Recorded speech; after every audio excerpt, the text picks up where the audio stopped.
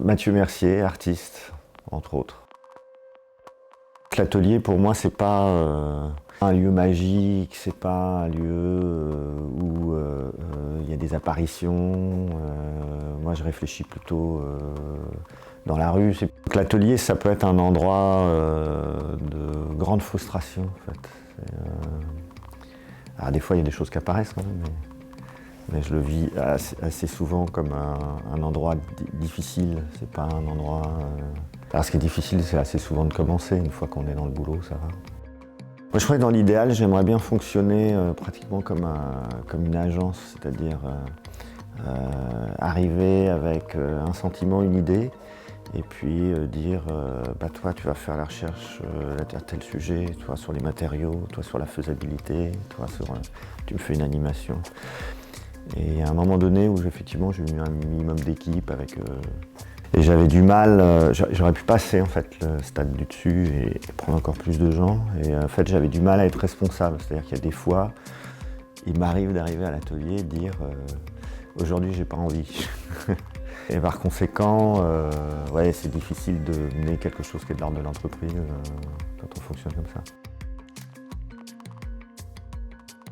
Moi, quand on me dit bah, vous faites quoi, de la peinture ou de la sculpture, déjà je suis complètement décontenancé avec une question comme ça, parce que pour moi la chose elle est beaucoup plus conceptuellement beaucoup plus large que ça. Et tous les artistes qui m'intéressent, qui me fascinent vraiment, sont des artistes qui sont capables de retourner avec un simple détournement, retournement, étirement, distorsion, enfin, arrivent à une espèce d'évidence qui fait qu'on a un regard tout autre sur la réalité.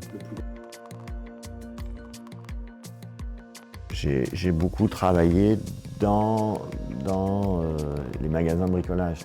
Les assemblages du type de celui qu'on a derrière, il m'est arrivé de les faire directement dans le magasin, ce qui me permettait d'abord de déplacer l'atelier, ce qui est d'abord parce que j'en avais pas, c'était déjà une condition pratique. J'aimais bien travailler comme ça aussi. C'est aussi vouloir faire avec ce qui est là. Donc l'assemblage, c'est une manière d'avoir dans la méthode, d'être attentif en permanence à ce qui est ici, parce que je pense qu'on peut faire des chefs-d'œuvre avec des fonds de tiroir, ou en allant au supermarché.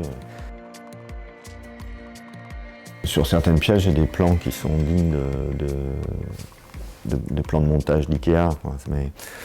Mais oui, parce que mine de rien, c'est quand même très composé. C'est équilibré, et dans l'espace, et si on le ramène sur un plan, effectivement, si on décale un truc de 2 cm, moi je le vois tout de suite. Donc surtout quand c'est orthogonal, mais certains pensent que je suis maniaque.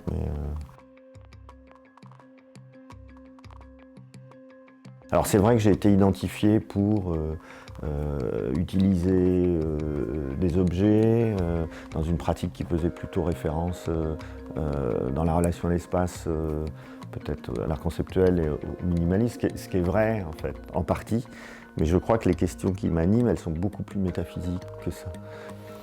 Et du coup, de ça, il y a effectivement des questions qui sont plus liées à une manière de penser le temps ou l'espace, qui sont en fait des choses qui m'intéressent peut-être beaucoup plus profondément qu'effectivement la relation monochrome ou ready-made.